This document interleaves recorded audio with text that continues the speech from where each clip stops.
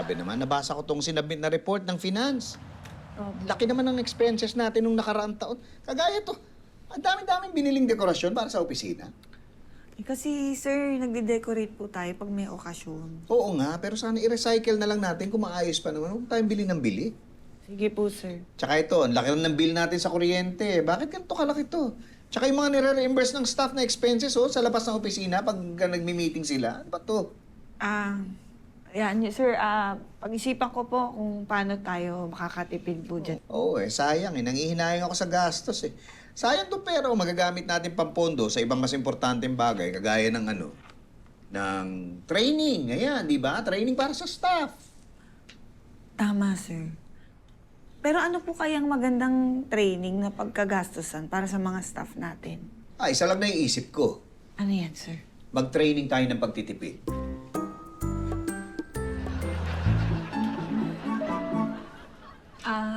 Guys, excuse me. Update lang. Kinausap ako ni Sir Pepito kanina kasi napansin niya na ang laki ng expenses natin from last year. So, kailangan nating mag-cost cutting. Bakit, Janice? Ano ba yung mga malalaking expenses natin last year? Well, isa na dyan yung bill natin sa kuryente. Di bakit hindi natin bawasan yung ilaw pag may nag-overtime?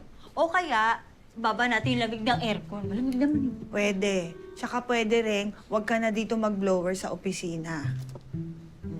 Kasi, Grabe ka naman sa akin, Janice.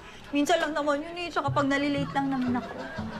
pero kasi syempre nagkukonsumo pa rin ng kuryente yun. So, wag na lang. Okay? Okay. Tapos, isa pa, napansin natin na mataas din yung reimbursement ng mga staff. And Vincent, ikaw ang top one na malaki ang reimbursement sa mga galing sa mga coffee shops, gano'n. Bakit? Minsan lang naman yun kapag sa labas namin ginagawa yung meeting ng design team. I understand. Pero ngayon, simula ngayon, dito na lahat ng meeting sa office. Yay! Para tipid. Okay? Okay. Ano pa ba? Teka, maisip ko yan. Magsi-CR lang ako, ha? Wait. Alis. Wait na. You know what, guys? Ang daming companies ngayon na nagka-cost cutting. I just really hope na walang malalay off ng mga employees natin dito. Kasi that's what happened to my friend's office. It's so sad. Pero ang OA naman ni Janice. Pati naman yung mga maliliit na gastusin, ginagawang issue. Makakaloka, ha? Huwag ka na magreklamo, Akla. Utos naman si Sir Pepito yung pagtitipid At saka, alam mo, may point din naman yung sinasabi ni Janice Guys, naalala ko na. Napansin din pala natin na malaki yung expenses sa mga decors dito sa opisina. Kaya Tere, yung in-order kong decors for Valentine's, paki-cancel na lang, ha?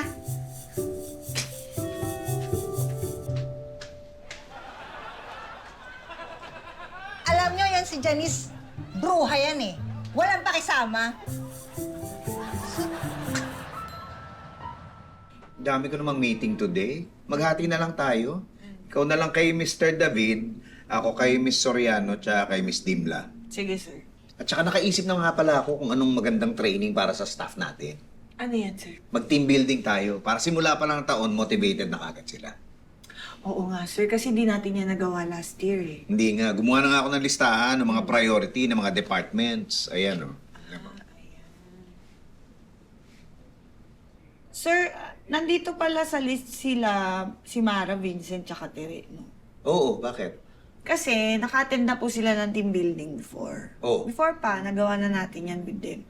So naisip ko, baka mas okay, ilagay na sila sa leadership training. Ay, oo nga. Para ba kung dumating yung time na maging candidate na sila for promotion, Oo. at least ready na sila. Tama, maganda yan. Kasi- Sige, ganun na lang. Yes. Sir Tito, may papapirman lang po akong memo. Ay, okay, sige. Naka dito. So sir, tanggalin ko na po si Mara, Vincent, tsaka Tere, no? Ay, oo. Tanggalin mo na. Pwede mo.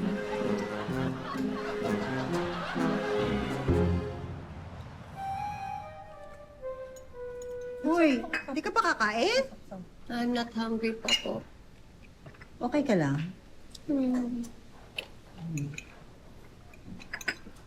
Mara, Ay, Nasaan yung files para kay Mr. David? Ay!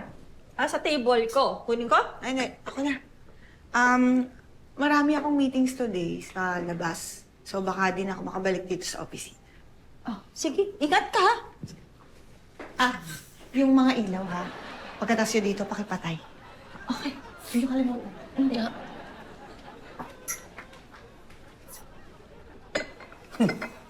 Ay, naku. Super tipidity, ha? Sumunod na lang tayo kay Janice. Baka sumbong pa tayo niya kay Sir eh. Napapansin niyo ba? Madalas yung one-on-one meeting niya kay Sir ngayon. Hindi naman ako magtataka kung bakit nagpapabaw ng pangalan niyan kay Sir. Para sa promotion, ano? Ay, ano ba kayo? Deserve naman yun ni Janice. Ang sipag kaya ng tao. Tsaka siya nakakasama ni Sir dito, no? Pag nagpaplano dito sa office. I heard nga their plan kanina eh. Talaga? Anong plan? Never mind na lang po. Ano nga? Si Sir Tito na lang po magsasabi sa inyo. Sabihin mo na, sasabunutan kita. Ano po kasi, sinuggest ni Miss Janice na tanggalin na po kayo. Ako?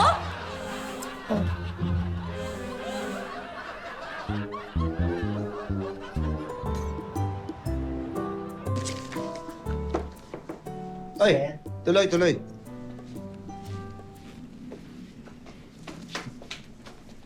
Sir. Pwede po ba namin kayong makausap? Naku paalis ako Tungkol saan ba? May itatanong lang po sana kami, sir.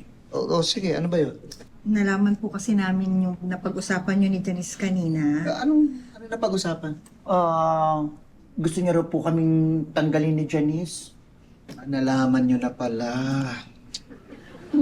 Payag po kayo, Sir? Oo naman. Hindi na kayo kailangan doon sa plano namin. O paano? Alis na ako, ha? Sige po, ingat, sir. Oo.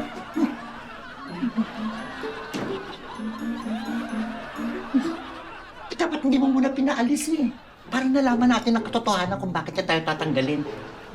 Nagdesisyon na kasi sila ni Janice siguro, dapat tanggapin na lang natin. Talaga ba? Bakit? Okay lang sa'yo yun? Kasi...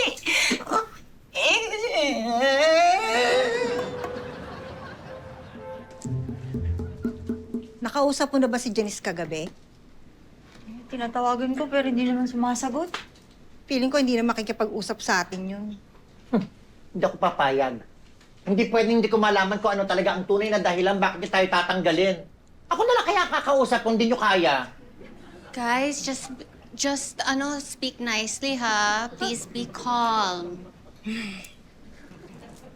Siguro, no? Opo. Unahin na lang muna natin yung sa Ayala. Sige, sir. Ay, good morning! Good morning, Sir Tito. At kilala mo si Miss Dimla, di ba? Yes, yung client po natin sa Ayala. Sa Ayala, tama. May papasend kasi akong proposal. Sumunod ka muna sa akin sa opisina, papahanda ako. Tapos ikaw na magdala, ha? Okay, sige po. Sige.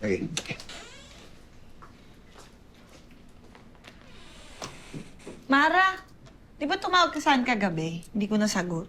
Maaga kasi ako nakatulog, sumakit yung ulo ko eh. Ano ba yun?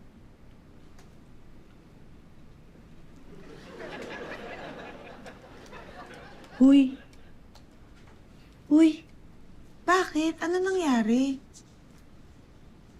Ha? Okay ka lang ba? Siyempre hindi.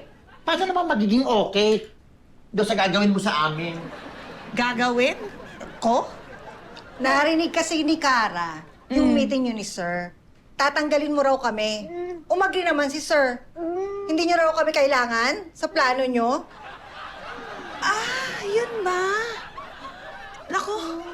Oo, totoo yun. Actually, kakausapin talaga namin kayo ni Sir eh. Pero, teka, bakit parang galit kayo? Vincent, Tere, Mara, ito muna kayo sa opisina, may meeting ko lang kayo. Oh, ayan, si Sir na magsasabi sa inyo. Oo nga. Bale, ano to ha? Sa lahat ng empleyado dito sa opisina, kayong tatlo lang ang napili namin ni Janice.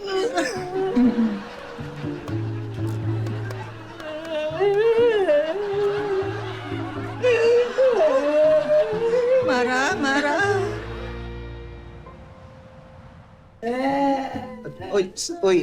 Tama na yan. Alam niyo, itong plano namin na to, dapat talaga matagal na namin ginawa to eh.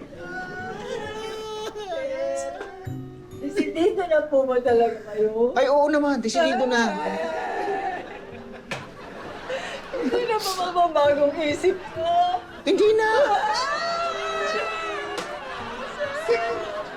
Alam namin, di kami mga perfecto empleyado. Deserve ba namin talaga itong... Kayong tatlo, deserve na deserve nyo.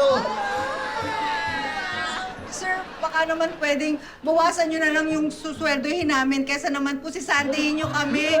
Sir, mahirap po mawala ng trabaho talaga, sir. Teka, sandali, anong sisisandahin? Eh, di ba tatanggalin po kami ni Janice? Ako? Ba't mo sila tatanggalin? Ewan, hindi ko alam. Ano ba yung pinagsasabi mo? Hindi ako may sabi, si Cara. Narinig ko po kasi yung meeting nyo and sinabi mo na tatanggalin nyo na po sila. And you agreed po. Hindi, wait, teka ha. Ganito kasi yan. Nagpaplano kasi kami ni Sir ng team building. Kasama kasi sana kayo talaga doon sa listahan. Pero pinatanggal namin kayo doon sa listahan dahil mas leadership training yung kailangan nyo. Leadership training? Oo, para kung sakaling mag-apply kayo for promotion. Ganon? Hindi niyo po kami tatanggalin? Hindi. Hindi niyo po kami sisisantehin dahil nagtitipid tong opisina? Hindi. Oo, nagtitipid naman talaga tayo. Pero hindi natin dapat tinitipid yung pagsasalita para pag nag-uusap tayo, wala tayong miscommunication. Sorry po, Sir Tito. It's my fault. I'm the fake news peddler. Ay nako, eh ikaw na nga ang may kasalanan ng mga ito. Alam mo, buti pa, balis ka na. Huh? Sir Tito, wag! Don't fire me! I'm so sorry po talaga. Teka, sandali. Anong fire? Hindi kita pina-fire. Eh, ba't niyo po ako pinapalit? May meeting ka sa Ayala kay Miss Dimla. Malilate ka na. Dalian mo. Balis ka na.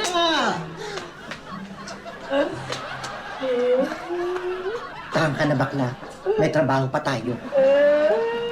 Oh, teka, huy. Ba't umiiyak ka pa rin? Tears of joy, sir.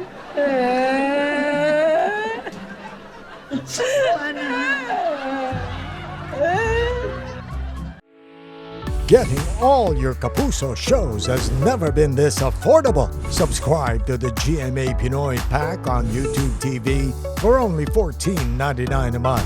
Watch GMA Pinoy TV, GMA Live TV, and GMA News TV anytime, anywhere. Matawa mo saya.